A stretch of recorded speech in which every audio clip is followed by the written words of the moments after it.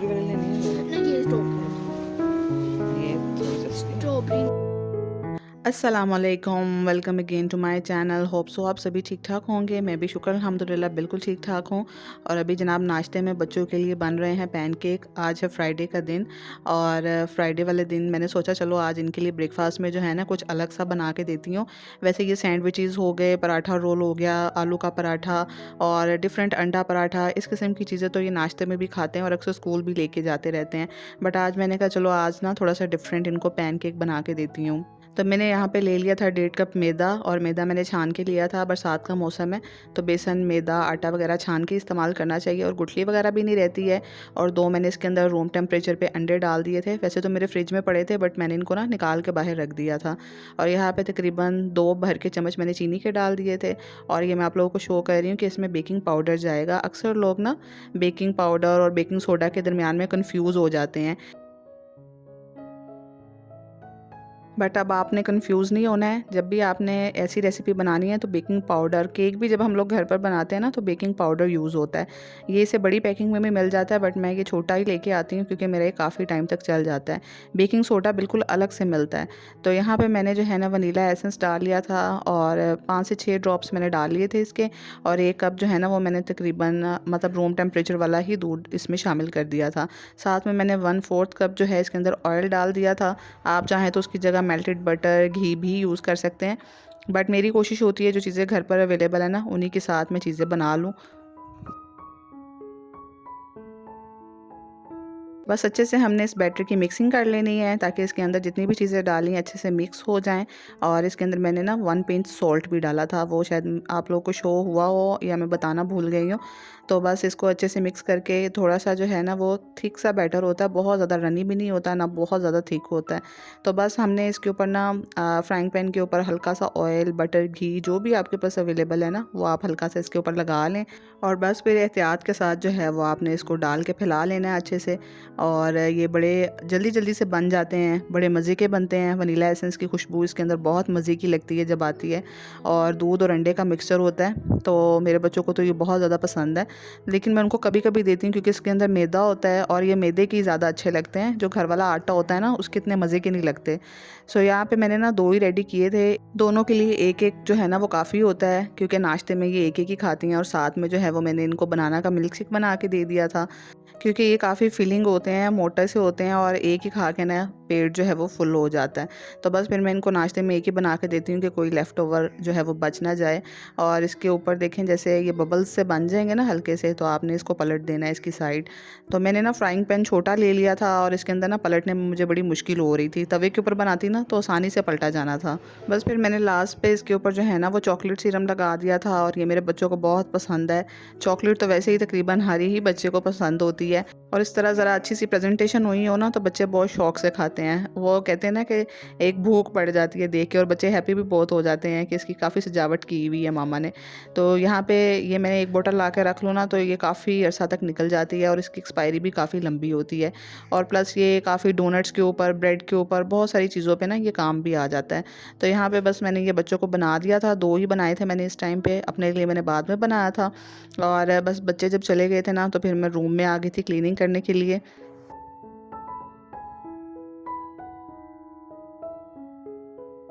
अच्छा, हमारी जो हेल्पर है ना वो 5 घरों में सफाई करती है, बेचारी बहुत मेहनत करती है।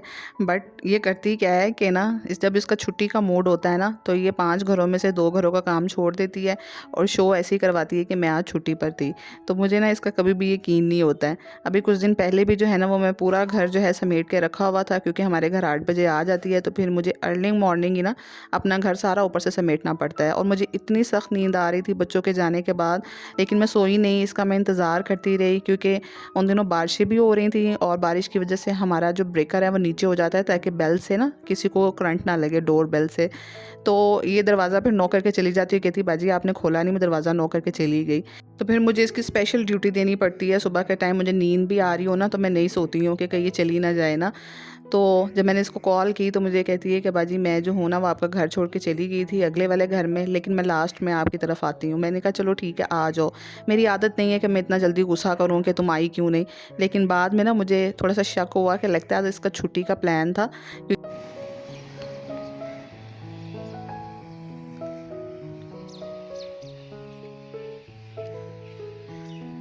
आज मौसम भी इतना ज़्यादा खूबसूरत हुआ हुआ है ना, मतलब साफ़ हुआ हुआ है लाहौर का मौसम, पोल्यूशन बिल्कुल ज़ीरो लग रहा था। इतने प्यारे बादल बने हुए थे ना, जैसे स्केचिंग की हुई है किसी ने हाथ से। अल्लाह ताला की कुदरत देखें आप, कितने खूबसूरत बादल लग रहे हैं। तो आज धूप भी निकली हुई थी, मौसम भी खिला खिला सा था। मैं आपके साथ अपनी हेल्पर की बात कर रही थी। तो जब मैंने इसे कॉल की तो मुझे शक हुआ बाद में कि आज इसका छुट्टी का प्लान था, क्योंकि सबसे पहले हमारा घर आता है लाइन में और फिर उसके बाद बाकी घर इसको काफ़ी दूर पड़ते हैं। तो इसलिए सबसे पहले ये हमारे घर में करके जाती है।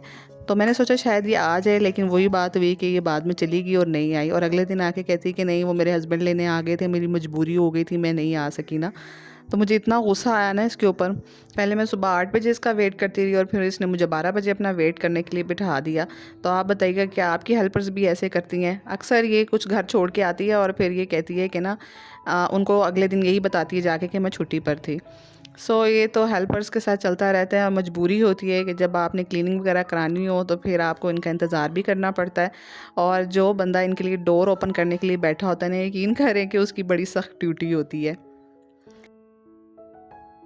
और यहाँ पर बना रही हूँ जनाब सिंपल सी रेसिपी से कढ़ी। आज मैं, ये मेरी अम्मी की रेसिपी जो मुझे उन्होंने शादी से पहले सिखाई थी कि बेटा कढ़ी बनाना इतनी आसान है, जल्दी जल्दी से बन जाती है। क्योंकि मुझे डर लगता था, मुझे लगता था कढ़ी बड़ी मुश्किल है बनाना।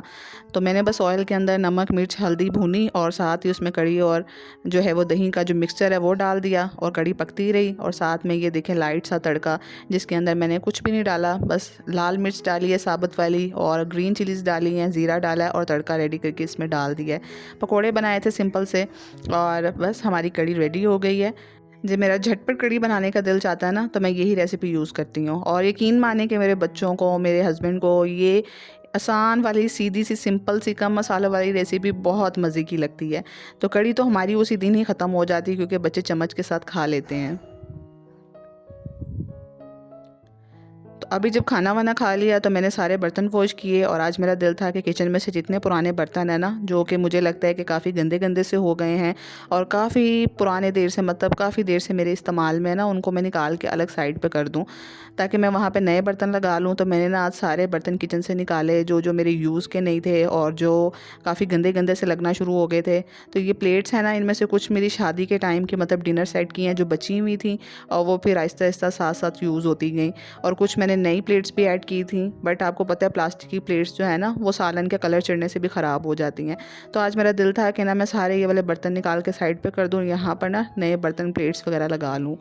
और जो जो चम्मच चीज़ें पतीलियाँ और जो ख़राब हुई हुई हैं चीज़ें जो इस्तेमाल की ना, वो सारी किचन से निकाल दूँ।